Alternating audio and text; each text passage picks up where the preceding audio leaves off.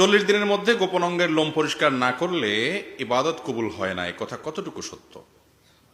এটা আমাদের সমাজে বহুল প্রচলিত একটি বিষয় যে যদি কেউ নাভির নিচের পশম, বগলের নিচের পশম, এই সমস্ত পশম যদি কেউ 40 দিনের বেশি পরিষ্কার না করে তাহলে ওই ব্যক্তির কোনো নামাজ কবুল হবে না, ইবাদত কবুল হবে না।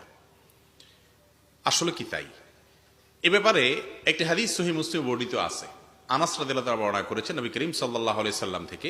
তিনি বলেছেন, ওয়াক্কিত লানা, আমাদের জন্য নাভির নিচের পশম ইত্যাদি এগুলো ফেলানোর সর্বশেষ সীমানা নির্ধারণ করে দেয়া হয়েছে 40 দিনকে।